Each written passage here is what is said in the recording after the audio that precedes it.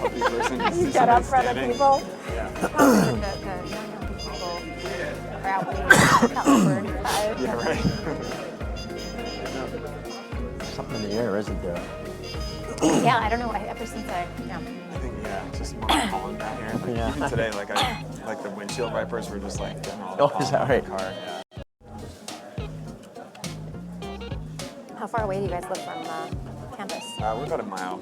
Oh, wow. So my commute in San Francisco used to be like an hour and a half on a bus. Now it's like 5 minutes. Oh, right. So Facebook and all these companies pick up people from... Yeah. And people kind of hate it. There are these like unmarked white buses because if they had the company name on them, people would just get really pissed. Throw tomatoes at them.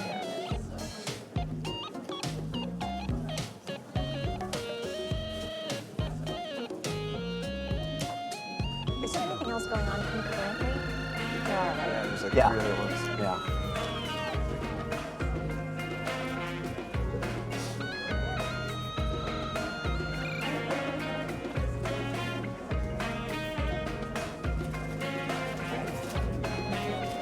Get your questions ready, Susan.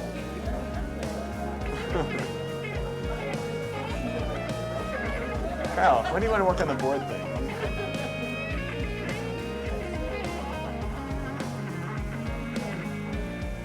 Somebody else is going to do this. Yeah, whose job is it to start?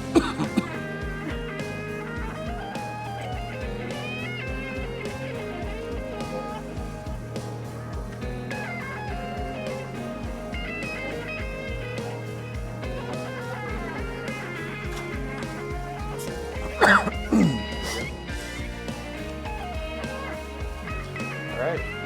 Can everybody hear me? All right. Okay. Well, thank you all for coming. We'll just get started, and please feel free to obviously keep eating. We appreciate you coming. I know there are a few other panels going at the same time. Thanks for picking this one. We'll try and make it worth your while.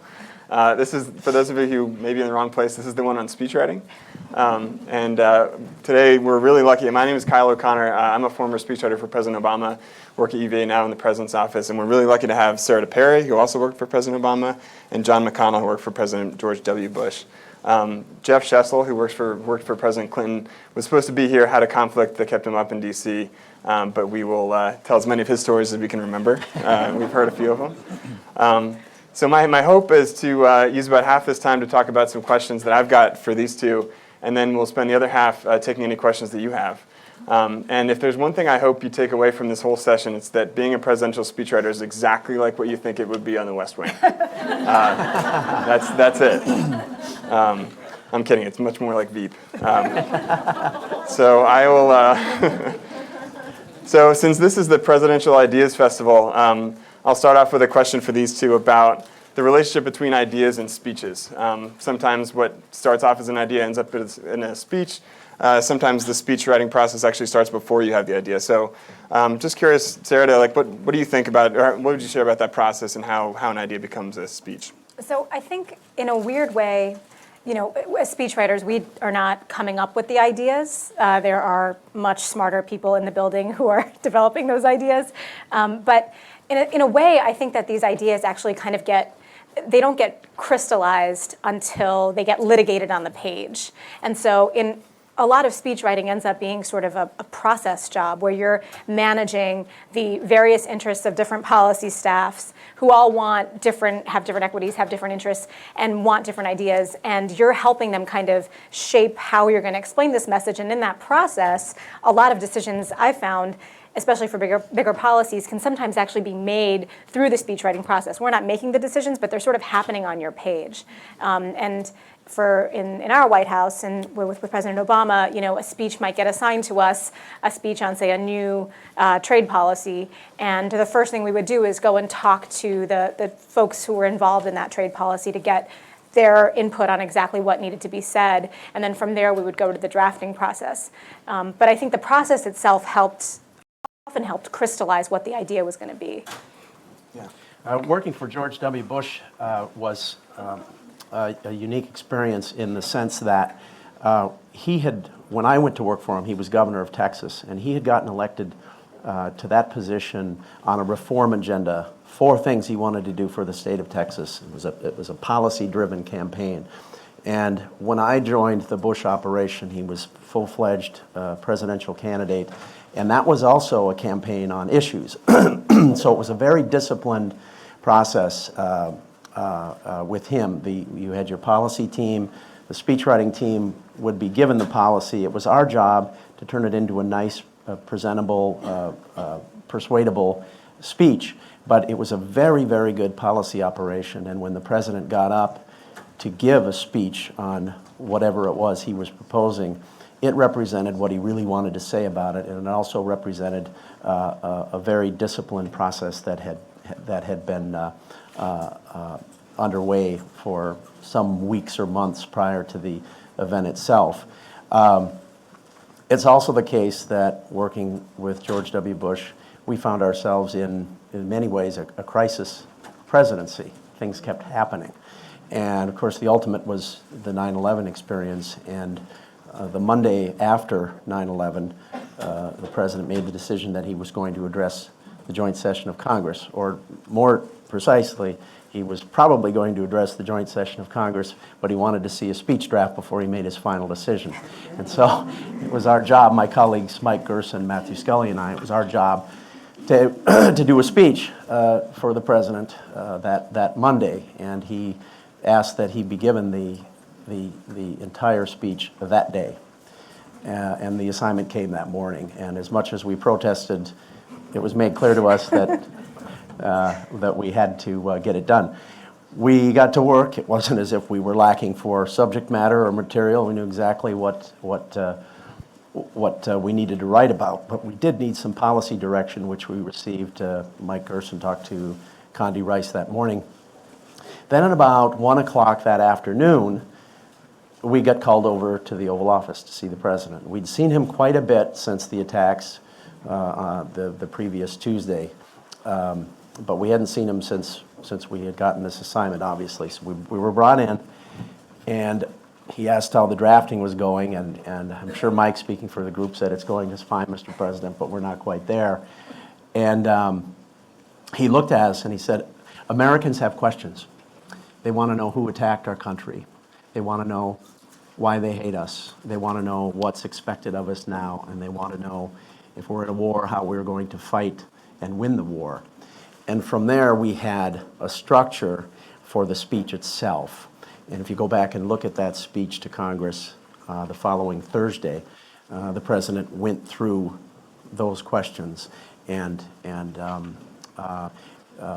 because I've always thought, because he gave us that basic construct at the beginning, we were able to finish the draft that day. Yeah. We didn't have a conclusion ready. He allowed us to to move that over into Tuesday. Yeah. And Sarah, can you talk about how President Obama would kind of give you the framework for a speech like that? Because he's a lawyer. I remember he would always give you like kind of point 1A, 1B. Yeah, how did that work? Literally 1A, yeah, 1B. Right. So I think what's interesting about President Obama is that he himself is a writer, and if he had time, would write the speeches better than we would himself. But Commander-in-Chief doesn't have time to write speeches. So oftentimes what would happen is, you'd go in the Oval and you sit down with him, and he would just start riffing. And then maybe 7 minutes in, he would say, okay, so here's what I'm thinking. 1, and then he would, start, give you sort of your opening. 1, 2, give you, the next paragraph. 1A, go back, give you that, and then he would sort of walk you back through the outline. And it was so irritating as a writer, because you had been sitting in your office trying to come up with a structure for hours, and you just spend 10 minutes with him, and he's got the whole thing down. It was both inspiring and incredibly annoying. He was really good at this.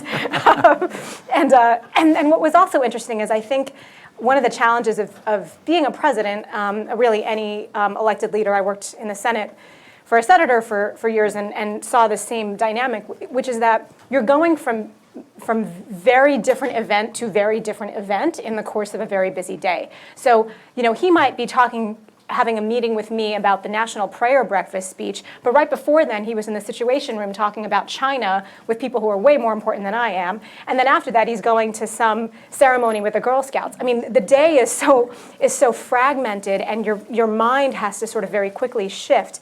And for a whole host of reasons, President Obama, as sort of a lawyerly writer, but also somebody who's just like President Bush, extremely disciplined, was able to just kind of shift. And so I remember we were working on the remarks for when Pope Francis came to visit the United States, and because the Pope is the head of a state, the Holy See, the Vatican, we did a proper state arrival. And it was a very early morning speech. They do these state arrivals on the South Lawn, starting at 7 or 8 in the morning, so it's quite early. And so I had been working on this speech and had handed in a draft a couple of days earlier. And in our White House, the process was that the draft would get, we would write the draft, and then the chief speechwriter would edit it, and then it would go around the building to many people for their input and edits. And this included lawyers and fact checkers. Our White House had fact checkers, So did John's. So did John's. Really good ones, yeah. Yeah, we had good ones. And policy people, and they would, offer their input, which we would then incorporate, and then eventually that, the draft would go to the president. We'd probably spoken to him beforehand about the speech, but then after it would go through this process and go back to him. And so, I'd sent it into him a couple nights earlier, and I got it back, and only one word was crossed out. And I thought, this can't be right. The president loved Pope Francis. He felt really strongly and was excited about this arrival. I couldn't imagine that he had no edits. And of course, I get a call from the president's secretary the morning before the speech, and she says, he wasn't done editing, he wants you up here. So I go up to the Oval, and he's sitting behind the desk and in his very neat handwriting making edits, and he says, come on in. I do a really bad Obama impression. And he says, yeah, I wasn't quite done. I really want to blow out this section of where we talk about Pope Francis's emphasis on the least of these, on those who are most in need. That really ties to my own faith, and I want to focus on that. And it wasn't supposed to be a long speech, which he knew, but he wanted to blow that out a little bit. So he says, go work on this and send me a draft, and I'll look at it over lunch. So I go back to my office, I work on it, I send it back to him, I get another call around lunchtime, and I'm told to summoned back, and so I go into the Oval, and I don't see him.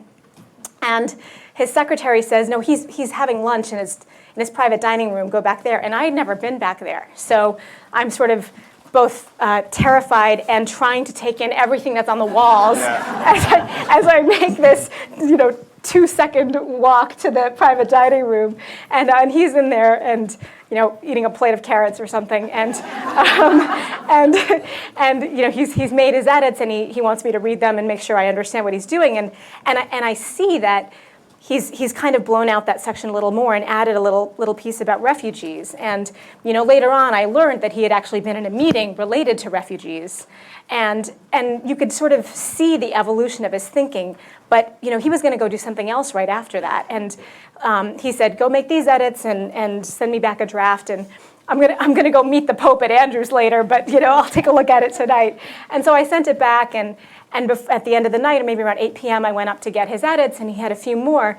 But what was so interesting about that day was just to watch the evolution of his thinking, where he, even though there was so much else going on, this is what any president has, he was able to, in those few minutes he had, to sort of really focus in on the speech and give it the thinking he needed.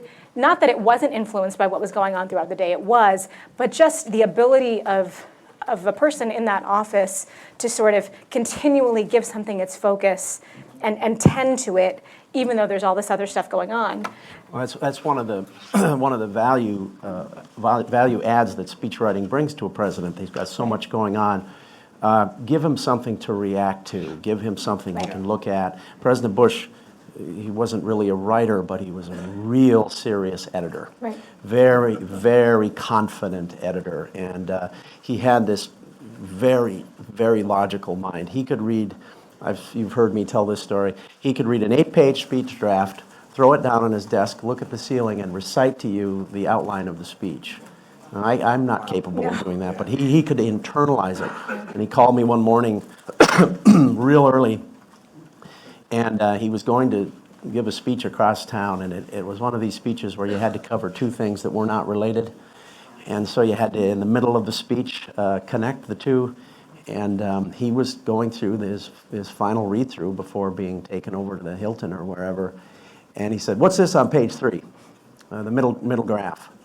And it was, 6:30 in the morning or something. And I said, well, it's in the nature of a transition, Mr. President. And he says, just words, isn't it? And I said, yes, sir. He said, take it out.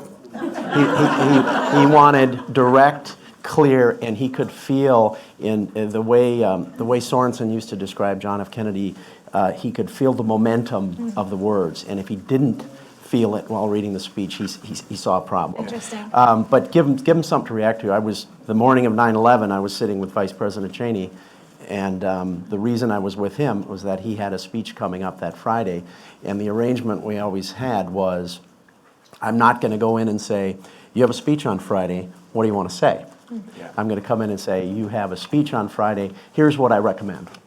Here's something, and then you can get the gears turning and something to react to, because they have so many other things going on. Oh, I've got to give a foreign policy speech in Chicago. No, don't do that to them. Yeah. Bring them something. Yeah. Go ahead. No, go ahead. I was going to say, that sounds really familiar to me, because I had to write a speech that President Obama gave. It was a commencement address at Morehouse College, which is a historically black college in Atlanta. And I remember walking into the Oval Office, and my boss very helpfully said, Kyle has some ideas for what you should say to these Morehouse crowds. And there's a picture at the time where I'm telling him what I thought he should say, and he's looking at me as the first black president, like, I'm going to let you finish, and then I'm going to tell you what you should say. So that's very familiar. And then you probably remember this too, but about the editing, the more edits you got from President Obama, the better. The better it got, always. If he had spent time at night writing it out on a yellow legal pad with your draft next to him, that was great, because it meant he was completely engaged. Exactly. If he had a bunch of edits on the page, that was fine. What you never wanted to get was the note on the top that just said, please come see me. Because then it was like, we're starting over, and you're starting over. Yeah, it's bad. But but it's true, when you always want the person you're working with to be engaged with the draft. I was also just going to respond to something John said, which is really important. President Bush was looking for that momentum in his speech, and here I can represent our colleague who's missing, Jeff, who I worked with for many years at West Wing Writers, and one of the things he taught me was that a speech ought to have a sense of inevitability about it. So you're building an argument through a speech. There's momentum, so that by the time you get to the end, the audience says, obviously, this is where we are. We get to the point, and there's an inevitability about it. And what President Bush saw with that bad transition was there wasn't a sense of inevitability. His momentum got broken. And I was thinking, you could do the Joe Biden transition. Look, folks, and just pivot to a different topic. But Bush wouldn't like that. Yeah. So we're all speechwriters, but not all speeches were the same, and not all ways that the president gets their message across is the same. And so, whether it's the State of the Union, a major address, a press conference, just talking to reporters, sharing something on social media, where do you feel like President Bush and President Obama were best, and where do you feel like they were not as good, and how, any stories about a good or bad example there? He was pretty good in all these settings. I always, the issue of authenticity comes up, and nowadays you hear people say, well, it's more authentic if someone just tweets something off the top of their head, or it's more authentic if they're doing an interview, or just something more off the cuff for a town hall meeting and that sort of thing. And you can be authentic, of course, you can be your authentic self, but you also are authentic when you are saying what you want to say in the best way you know how to say it. That's actually, I saw Ambassador Eric Edelman here at this conference, and he's writing an essay on Reagan's address at Moscow State University back in 1988. That speech, Reagan's speech at the Berlin Wall, a memorable speech, just one of the great speeches in the English language, remembered by everybody, was worked on very, very closely by the speechwriters. The Secretary of State, I think, was involved, the President himself. There wasn't a spare word, extra word in the speech. It was a very carefully well done speech. No one is going to say that wasn't authentic, because Reagan just wasn't standing there saying what had just popped into his mind. There was nothing more authentically Reagan than that. President Being prepared Bush, is being respectful of your audience too. Yeah, and respectful of their time. And but President Bush, he would do. I remember one time he did a town hall meeting in Manhattan, Kansas. And I wasn't on the trip, but I guess C-SPAN, I saw it on C-SPAN or something. Next time I saw him, I said, "Did you know you were up there for an hour and a half answering questions from the audience?" And he did, but he said at the time, he said, "I had no earthly idea I was there up there that long." But it was a very good event. He had his microphone, and when he would come into an event like that, he wouldn't have a prepared speech, and he would tell us, "Don't waste your time. Don't give me a prepared speech for the first couple minutes of a town hall." And he would make his own notes about things he wanted to say, and by notes I mean tax plan, public schools, Right. freedom. Always freedom. Yeah, always freedom. And so he was very good in those settings as well. I also felt that his secret weapon was the press conference, because the late night comics were always making fun of George W. Bush's word stumbles, especially if he was reading a speech, pronouncing a name, something like that, and they would catch him, and then they would run these things constantly. But then everybody at some point in the course of a year, everybody is going to see the president or hear him in a situation that they're kind of, it's the only thing they can listen to. They're in their car and the president's making an announcement, or there's a press conference that's interesting or something.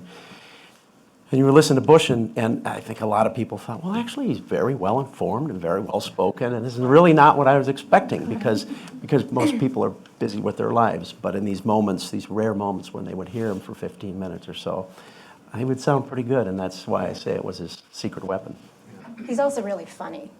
Yes. President Bush is very funny. Didn't have to write jokes. I Yeah. mean, you try, He's but very funny. he came up with the best ones. I'd be curious what you'd say to this. I think, we know President Obama's reputation is as somebody who gives these sort of soaring speeches with a lot of oratorical flourish, and some of the sort of seminal speeches of the last 10 years have been 15 years have been ones that he gave at these really critical moments. Whether it was the 2008 Philadelphia speech about race, Selma, Charleston. These are speeches that he put a lot of thought into, right? Those were, as John said, sort of, he was saying the thing he wanted to say that he was prepared to say. But I also think that I'm sure you guys felt this, because Kyle was first term and a half, and then I was second term. We were sort of, his presidency followed the growth of social media.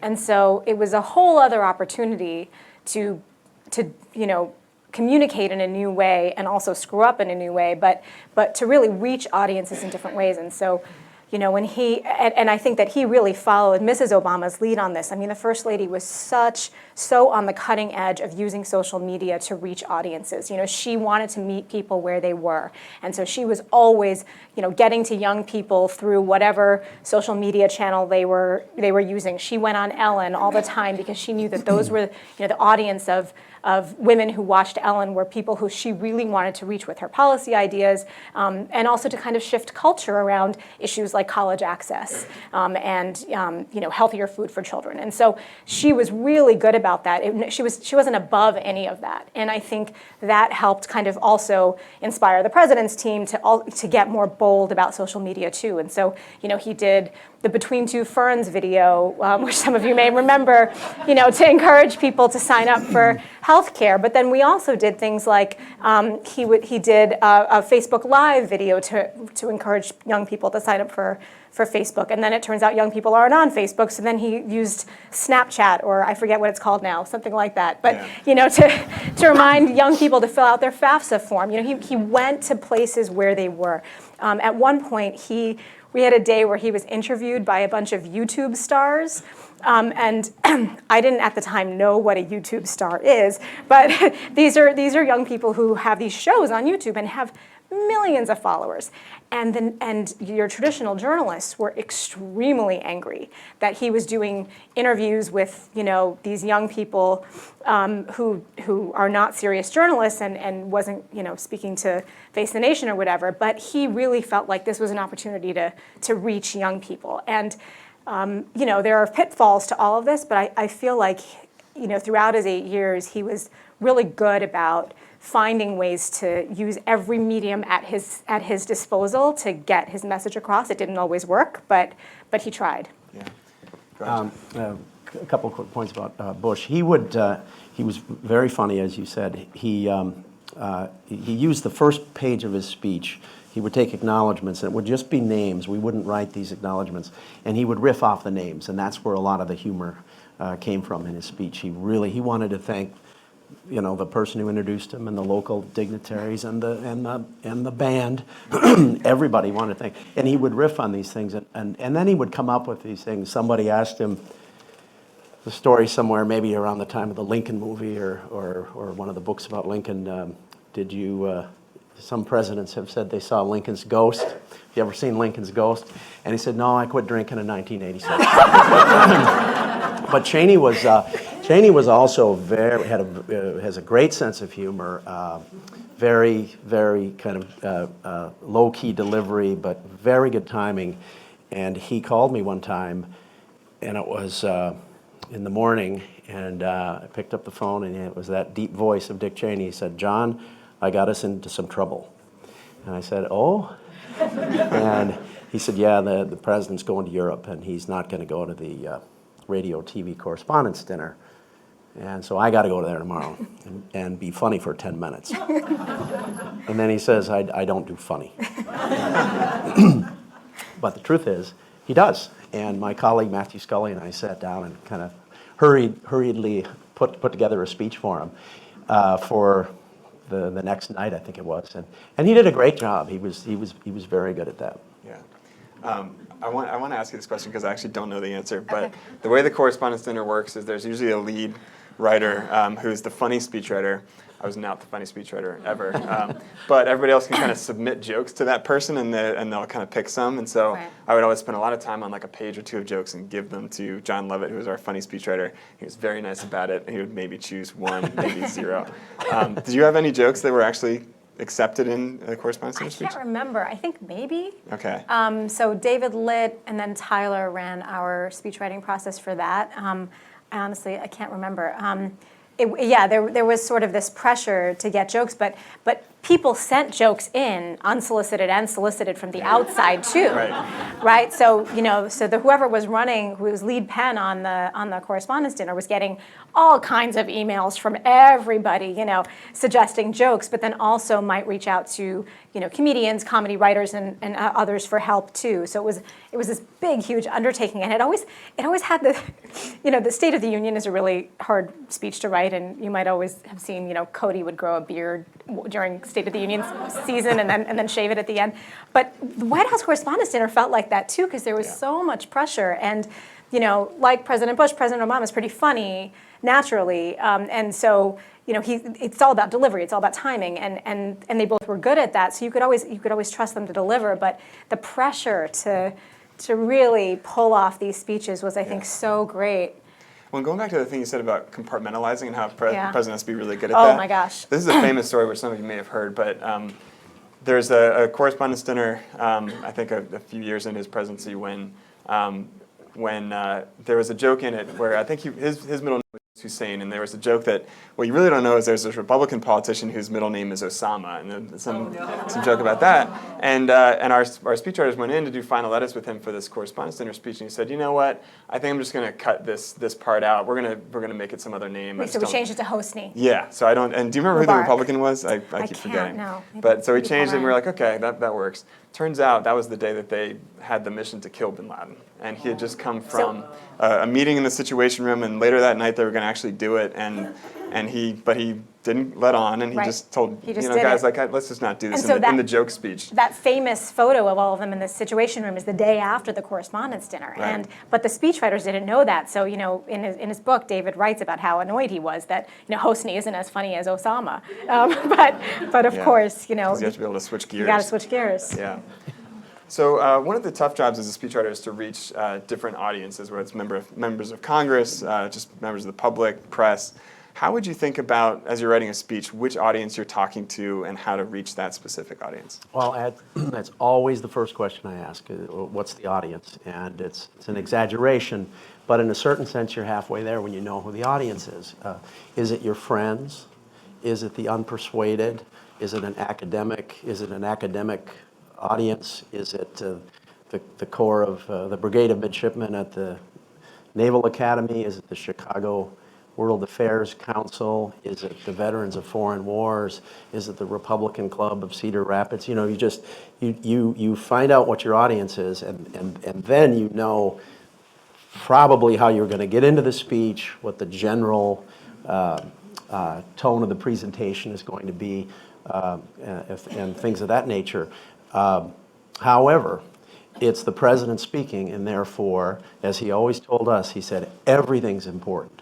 You know, we weren't to think of a small Rose Garden event for the Teacher of the Year as unimportant. It actually was an important event, and it was part of the full volume of statements he made as President of the United States. Also, he was always after us never to skip a step in making a case. Even if you're speaking to the people who, an audience of people who are likely to be in agreement with what you're saying, don't skip a logical step, because the president always has a broader audience. And you know, if he's making his case for Social Security reform and he skips over the hard part and just tells you all the great things that are going to happen, a person who disagrees, and maybe even a person who hasn't done a lot of thinking about it, is going to go, well, now you skipped a step. Mm-hmm. So he was always after us to explain things, regardless of who the audience was. And you can get bogged down in the fear of the audience, because, like John said, I mean, the audience is the world for really any speech. You never know who's paying attention. I mean, I would have relatives in India say that, you know, one of the president's speeches was reported on in a paper there. I mean, you just never know. And so, and then in our by the time we came into office, everything is on Twitter, and you could watch a speech that, you know, I would do this sometimes, you know, a speech that I had worked on, I'm watching it on TV, and I'm watching Twitter at the same time, and it's a really great way to lose your mind, right? Because you can see how any given news outlet will just filter pieces of that speech through its own view, and then slice and dice it and reinterpret it however you want, and then it appears on Twitter in a very different way from what you intended, right? So all of this can make you lose your mind. But I agree, I think that you have to sort of think about who the primary audience is. And one of our colleagues, Terry Zuplat, who would always say, he once said to me when I was working on a speech for Memorial Day, he said, you know, think about, you could get bogged down in all the potential people who are paying attention. So focus on the emotional heart center of this speech. Who is the person whose heart you are most trying to touch? Start with that, and then you can work out. You know, so for Memorial Day speech, it's the spouse of a fallen soldier. Start with that person, and then move broader. And that was a really helpful way to kind of stay focused and not lose sight and not let Twitter ruin your life. I'm going to ask one more question, and then if people want to line up at that microphone right there, we'll start taking questions from the audience. But my last question, and I know, Sarah, you and I were mostly domestic speechwriters, but there's a big difference between writing a foreign policy speech and a domestic speech. Can you talk a little bit about, based on what we have seen our colleagues do and what we know, what the different considerations are for those two? Yeah, I mean, we want to start? Well, I was fortunate. I'm a lawyer by training, but I'm not an expert in any kind of a policy area. And so I had to write speeches about things I had, you know, in many cases had not done much thinking about. But one of the great things about working at the White House is that you have policy experts.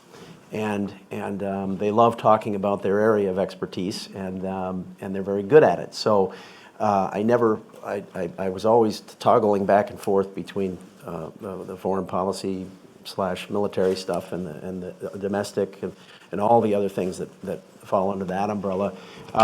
President Bush, his signature issue as governor of Texas was education reform, and he wanted it to be the signature issue of his presidency. And that was Ted Kennedy and John Boehner co-authored the legislation that Bush signed, and it was really a big part of his of what he wanted to accomplish as president. And of course, it fell far into the background.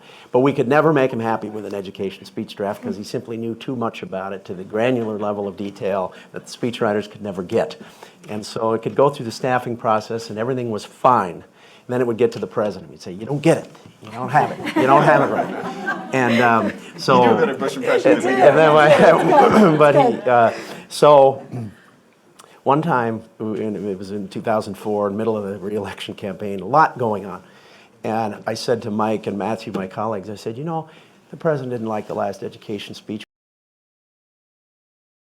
We have another one to do. Let's take the one he didn't use and look at the transcript of what he actually said and use that.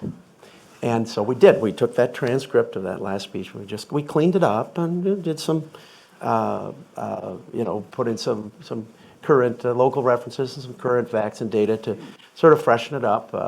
I thought, well, this is what he wanted to say, and clearly that day he had a speech in front of him and didn't use it, but it was education. He just wanted to do his own thing. So we took that transcript, made that into a speech draft, staffed it around, sent it to the president. Well, now we're going to see if he likes that. The word comes back, oh, he loves it. He loves it. Exactly what he wanted, yeah, because he wrote it. So, my understanding from colleagues who worked with Bill Clinton is that previously the speechwriters were sort of all in one kind of shop. And then when Sandy Berger was National Security Advisor for Clinton, he really wanted the foreign policy speechwriters under his purview. And so they moved technically over to NSC, to the National Security Council. And so even when we were in the White House, I don't know if this was true in your White House too, but when we were in the White House, our colleagues who wrote foreign policy speeches, Ben Rhodes and Terry Zuplat, their email addresses were NSC, not EOP like ours were. So they were technically part of the NSC, even though they were on our team. They had a different level of clearance and everything in their lives. A lot of, they were looking at classified materials in order to write speeches. It's a very different process.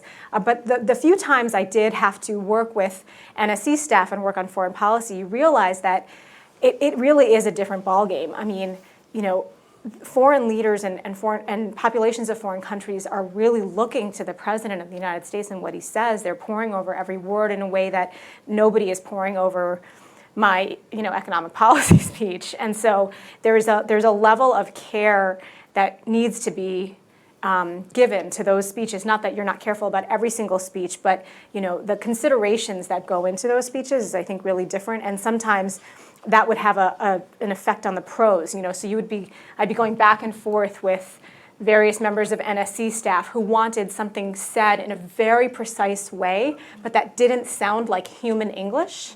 And so, you'd be going back and forth trying to get to a place where it sounded like something a person would say, but was accurate in the way that they needed to be, or precise in the way that they needed. And I remember one friend from the NSC told me that he had been helping, he wasn't a speechwriter, he was a policy person, but he was helping one of his bosses for remarks that she was giving somewhere. And in the speech, she said, the draft said something like, "We're going to do this for the American people."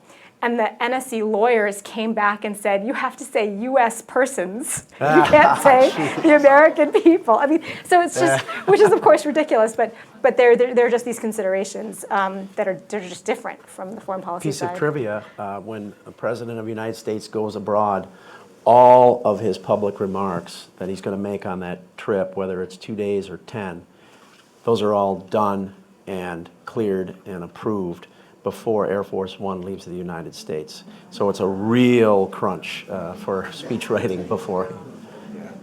Please tell us your name too. As a former resident of South Carolina and Charleston, I'd like to hear you elaborate on his decision to sing Amazing Grace. Yeah.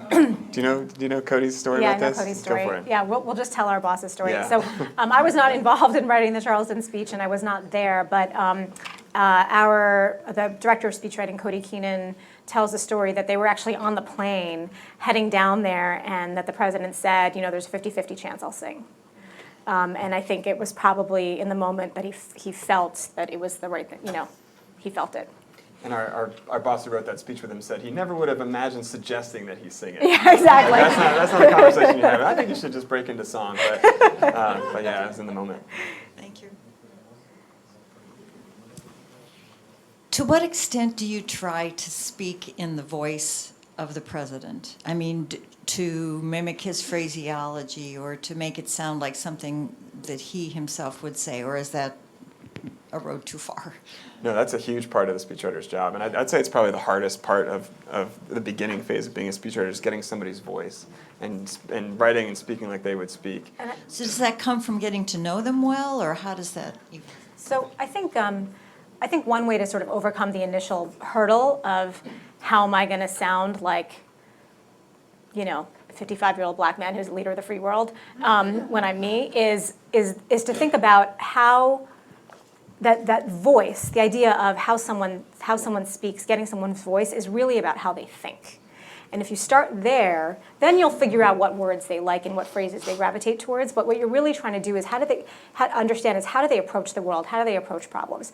And so at least for me, I don't know if this was how, you know, you had a lot more time with President Bush than certainly I had with President Obama. But before I even got to the White House, as soon as I got that job offer, I immersed myself in everything that I could about him. So I read his books. I read every speech he had given. I watched when he was on Jimmy Fallon. I mean, I just spent a lot of time immersing myself in the mind and soul of Barack Obama, which is kind of creepy, but I think is how you sort of start to, so that, you know, you get to a point where you wake up in the morning and you're not thinking, what do I think about what happened in the world? You're thinking, what does Barack Obama think about what happened in the world? And it's hard to break out of. I remember after I left the White House, there were a few months there right afterwards where I was writing emails to friends as Barack Obama. And I had to like, kind of pull that back, and I was like, okay, back to Kyle now. So it's hard to get out of. Yeah. I imagine many of the president's speeches are rewritten and rewritten endlessly and cleared by dozens and dozens of people. Mechanically, how do you know what the draft is at given moment A? And then two, the practical question, what happens to all the drafts? Are they shredded? Are they erased? Are they filed, sent to the archives, or what? Yeah. Everything for us was comments due in the speechwriting office, say 5 o'clock usually on the same day that the draft went around in the staffing process. Nobody was given, during the staffing process, no one was given an electronic copy of the speech. We didn't want anyone, Colin Powell said one time, everybody likes to grade papers. And everybody would love to get on the computer and play with your work. We insisted on edits on a hard copy. And they would come into us, and we'd have a stack of them. I mean, Well, I really wish we had done that. Oh, there's no other way to do it, because you get it in their hand. And also, when someone has to take the time to write something, that's thinking too. And rather than just dashing something off. And the idea of having all these electronic copies of our speech coming redlined and all that would just made our job it would have made it miserable. But the hard copy, you go through them, and the president, you know, if you worked on the speech, your name and your phone number was on the bottom of the last page. Yeah. And the president always made clear, and the vice president, you're accountable for the speech, which means that you have the power to make sure that the speech still works as a whole. That doesn't mean that you can overrule the National Security Advisor on a question of wording or whatever. But it does mean that, you know, when you get all these multiple suggestions from people who haven't done a lot of thinking about the speech and maybe just commenting on the fly, and maybe don't feel strongly about the suggestion they're making, all those factors come into play. But it's your responsibility to go through those edits, accommodate the changes that need to be accommodated, laugh at the ones you know. Send rude emails to the other speechwriters about the funny ones. Right, exactly. Become annoyed at people who don't appreciate your artistry and all of that. But that's the only, to answer the question, that is the only, you've got to have a process and you've got to stick to it. Otherwise, it becomes chaos. And then the final thing was what happens to the drafts. They are all in the Bush Library. It's illegal. All of those paper, we had to give everything. If 2 sets of eyeballs were on it, it became a record. Yep. Something Yeah, like that. it's actually, I feel like going forward, given where we are in the world and the current occupant of the White House, you should know that they can't just throw things out. Every record must be kept. There is a federal law to that effect. I was just going to say, we unfortunately did not have people do handwritten edits, and I surely wish we did, but I think everybody had a different method. Similarly, we would ask for them by 5 o'clock the day we circulated, but I think most speechwriters that I know, we're all kind of obsessive about version control. So, I have an elaborate system of how I name my file to make sure I'm looking at the right version. And when I got a lot of edits, I would actually print out all of the edits I got so that I could check off that I'd gone through all of them. And oftentimes, if I might be getting a bunch of edits from members of the same team, say the economic policy team, I would ask them to combine them all, litigate among themselves what they agreed, what they wanted to send me, and then send everything to me. Yeah. I wouldn't accept, 20 different edits from people on the same team. There's also kind of a mental list in your head of the people you had to take their edits and Yes. the people that you could kind of ignore. Right. And obviously we didn't tell those people they were on that list, but yeah. Yes, please. Hi, thank you for coming, first of all. So you mentioned earlier that a lot of times when you're writing a speech, the ideas can't just be your own, and of course, Mr. McConnell, as you just mentioned, you can't really overrule the director of the NSC. So there are certain factors you have to take into consideration, but you are the voice of the leader of the free world, and that carries a certain weight. So my question is, to what extent did you feel that you had influence over policy as a speechwriter? I don't know if I personally did not feel like I had any influence over actual policy. A couple of our colleagues were also policy people, like Ben Rhodes, who was very instrumental in President Obama's foreign policy. But I did feel like I had some influence in shaping how he talked about something. So specifically, by the time I got there, I felt like I could kind of help the president be more vocal about his feminism.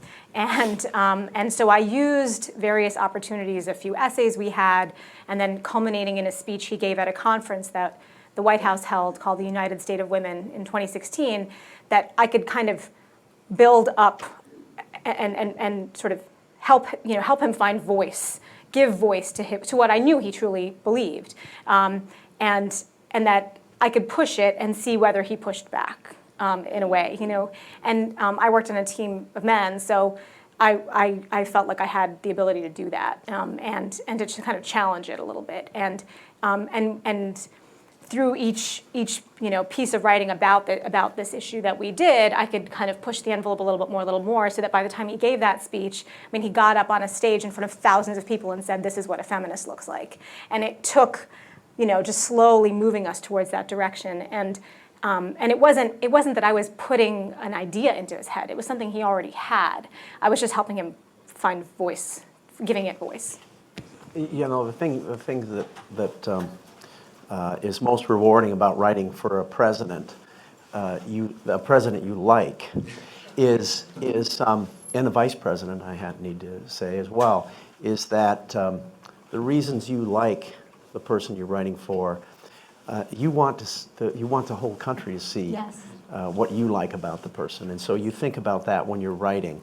And I don't consider that as having influence on policy so much as giving him confidence, expressing his best thoughts, putting all you can into it to ensure that the qualities you like and admire are there for all to see. I will quickly add, in the Bush-Cheney White House, Mike Urson, the chief speechwriter for the president for more than half the administration, was a senior policy advisor. And so he was he had real standing on the White House staff. And that was a good influence because Mike was very good at what he did. The other point of a speech is to widen the circle of people who care about something. And so I remember I was there when we were trying to pass health care. And so that was important because he spoke on it a lot. We really had to persuade people, including members of Congress and people in different states, to not only approve this law, but to sign up. And we ended up going through all the letters. Like President Obama received thousands of letters and read 10 every night, including a lot of people from people who were saying, these are the issues I'm dealing with, this is what I've been through, this is why this is really important. And so we would tell a lot of those stories as a way to help people understand why this matters and who this is going to really make a difference for. Thank you, I appreciate it. Unfortunately, I'm a bit short, and also my good friend just basically put together a much more eloquent version of the question I had. Sorry about that. So I'm a little bit of scramble right now, but I think if I were to shift the perspective a little bit on how you as a speechwriter have an influence, I think something that's really been talked about a lot during this festival is the idea that the president surrounds himself with people who are willing and able to respectfully disagree and hold discourse in front of him and with him or her whenever we get a female president. And I think one of the questions I had was, in the time that you guys were speechwriters, were there moments where you were able to challenge the president on a way that he was approaching a certain topic or issue, or perhaps even just the topic itself? Were there places where you were able to have that kind of discourse with him and kind of show that there was maybe a different path to what he was originally thinking? Not many times. I mean, there were, but I will say, if there was something I really felt strongly about that I wanted to say to President Bush about policy, I wouldn't say, Mr. President, can I grab you for a second? But I remember talking to a deputy chief of staff once about something that I had a strong opinion on, and that was good enough. Because I knew that this would be presented to the president. I didn't even care if he said whose thought it was. And the vice president, you can be a little more free with the vice president.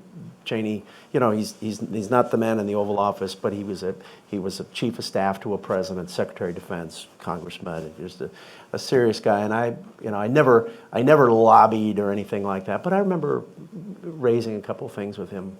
And he's the kind of guy you would not hesitate to do that. But you would also want to make sure you've done some serious thinking before you talk about it, because he respects anyone who's talking to him, but you need to respect his time. If you just don't come in with a half-baked idea or something like that. And then in terms of speeches, it's you always have to tell yourself, this is his speech. This is not me. I'm not contributing to the corpus of my work. It's him talking. That's a really important point. I mean, nobody would ever say, wow, this great speech by Sarita. They would say this lousy speech by Barack Obama, So you have to be really cognizant of that. I don't know if you ever challenged him on policy. I certainly never did.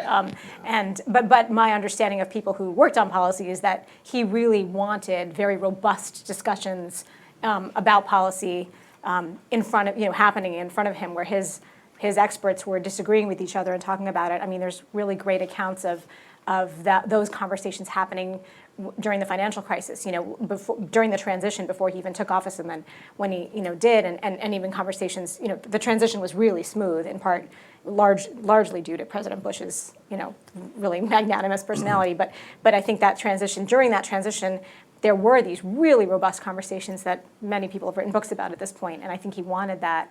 And I think from a writing perspective, I mean, we were giving him our best in a draft, and then the edits would come from him. And it was rare that I've never had an experience where I would say, well, no, I could come up with something better than the edit you gave me. I mean, more often than not, he would cross out 2 of your words and come up with one better one. So, I heard a story that Robert Strauss told. He was a longtime Democratic operative, National Party chairman. He had big problems with the Vietnam War, and he told about going in to see President Johnson and being determined to tell Johnson he was on the wrong track. And all he remembered saying was something like, Mr. President, you're the greatest man who ever lived. And he said he left the Oval Office, and he was so angry at himself, and he made a vow to himself that if he was ever speaking to a president again, he would tell him exactly what was on his mind. And he maintained that he kept that. He ended up in the cabinet in the Carter years. And he maintained ever after that he had stayed true to that. I was in a meeting in the Oval Office one time, and it was Glenn Hubbard, one of the economic advisors who later on became a dean of the Columbia Business School. And I don't remember what the issue was, but Glenn was there and I was there, so obviously a speech was being talked about. But I remember there was kind of a loose consensus forming around some idea. And the president looks at Glenn Hubbard, Dr. Hubbard says, "What do you think of that?" And he goes, "Mr. President, I don't agree with that at all." And I've never forgotten that, and I've mentioned it to Glenn Hubbard over the years. It was one of those moments that you hope would actually happen, that someone is not going to, the president asks them their opinion, and they tell them instead of holding back. And that was kind of the tone that I always felt that President Bush had, even though I never felt in a position where I needed to say I disagreed with something, or just never happened. But it's hard to overstate how hard that is. The first time I was in the Oval Office, I forgot the complete thing. Like, I don't even remember walking out. And because you're just there in the room, you're like, I'm in the room, it's so bright. Like, what am I doing with my hands? Like, and then it's hard. You get used to it, especially Yeah. senior people get used to it. Yeah. Yeah, thanks. In the impeachment of Andrew Johnson, one of the articles of impeachment involves speechwriting. The president had done a tour of the country defending his version of Reconstruction and had apparently been so crude, so offensive, so unpresidential in his criticism of the radical Republicans that they wrote that as a reason for his removal from office. Is it possible for a president to say something, write something, or tweet something that would justify removal from office? Well, it would justify the removal of the writer. This is a hypothetical question. And that's what you live in fear of. But of course, Johnson didn't have writers, and so bango, impeachment. I mean, legally, I can't answer that question. I think if he says something that where he perjured himself, then yes. It seems like it could be the sign of an actual crime. I don't know if Yeah, actually right, of an saying actual it- crime. Right. I mean, and there are questions about whether this president's use of his Twitter account, deleting tweets, I mean, whether he's in violation of the Presidential Records Act by doing certain things. But I think, as John said, one of the things that speechwriters live in fear of is just being wrong, and you know, writing something. Well, maybe not these current speechwriters, but what we lived in fear of was just being incorrect. And so, hence the fact checkers, hence the lawyers who made sure that what we said was not in violation of anything. And like you said, Johnson didn't have that, so. There were also other reasons they impeached him, but. It's a good history lesson, thank you. Yeah. So for all of us prospective speechwriters, what are you doing now? It's a good Still question. writing. I write speeches for private clients. I work with a former White House colleague named Matthew Scully. And I also have my own sort of one-woman shop, and I do speeches and all kinds of writing, but also message strategy, communications, coaching for different clients. Sweet. And actually, I graduated from UVA in 2008, and I moved back. Should have done that applause line at the beginning. I moved back to Charlottesville about a year ago. I work for Jim Ryan in the president's office doing communications with him. Still writing speeches for the president. Yeah, also write some speeches. Yeah. Yeah, this president, not that president. I'm just curious, once you have all the words on the paper, how much time did your prospective presidents spend practicing? Or did they just have the ability to read it a few times and really be able to deliver in a way that, you know, with the appropriate pauses and, you know, all that goes into really communicating that? And is that the kind of thing they're doing at night in front of a mirror? I mean, how did they do that? That's a good question, and I don't know the answer. I don't know how much time he spent on it, but now and then, we gave him the speeches on 23-point type, and he read them usually on cards that are about 2/3 the size of a sheet of paper. And so it was big type, and he could read it without his glasses. And on occasion, I would ask the staff secretary to give me the president's reading copy because I wanted to look at and see what he had done in the last moments, what changes he had made, and what cross-outs, what additions, things like that, which weren't terribly common, but they did occur, and I wanted to see them. But my point is, I would notice that he would underline words for emphasis. He would mark out where he wanted to stop and pause. He wouldn't write notes to himself, but he would put signals. He would underline, and so that suggests that there was at least one serious practice of the speech. I've been in the Oval Office when he reads an entire speech aloud for the small audience of people sitting around the desk, and that's when was typically when he was doing his first major edit of the speech. If it was a and then if he was going to go off to a city in the heartland and read a speech, there wouldn't be a practice session, but there would be practice sessions in the family theater in the East Wing of the White House, and the family theater is about as deep as this room and about half the width maybe, and set up like a little movie theater, and they would set up the teleprompter and everything. But he used the teleprompter. I know President Obama used it a lot. Mm-hmm. President Bush probably used it 4 or 5 times a year. But he would practice. He would practice those things, and sometimes edit while reading the speech from the teleprompter and stay there with us while he did it. But in the ordinary course of things, I know there was some, but I just don't know. I never really asked him how much time he spent with it. My understanding is that you might know better than I do. My understanding is that the speeches that President Obama sort of rehearsed were White House Correspondents' Dinner, State of the Union, the convention speeches, but that the ones that he was doing kind of regularly. I mean, if you just get, I think as a president, you just get so used to delivering these speeches, and because he had prepared the speech and spent time with it. I mean, there was a subset of the population that would mock President Obama's use of a teleprompter, but it really is a better way to deliver a speech. You're looking out at the audience, you have written it down, you have prepared, you've thought about what you want to say, and so he just got accustomed to doing that, and he's really just a terrific orator and is able to do that. The First Lady is always prepared, does her homework early, and so I know that she would rehearse her speeches because she wanted to make sure she got it right. She wrote about this in her book, but she knew that little kids were listening to every word she said.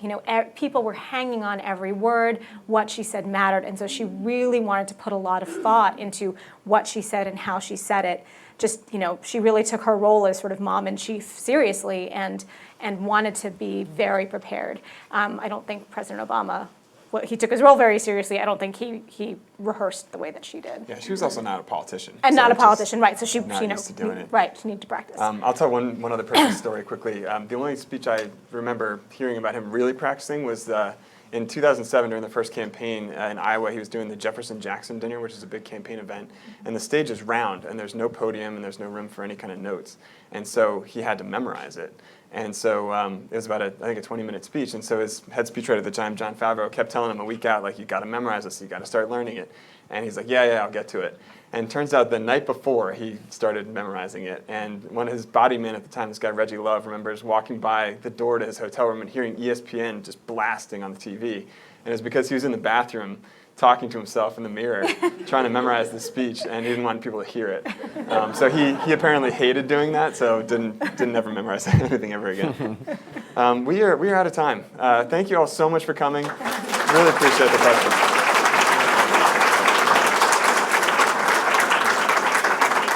And enjoy the rest of the day.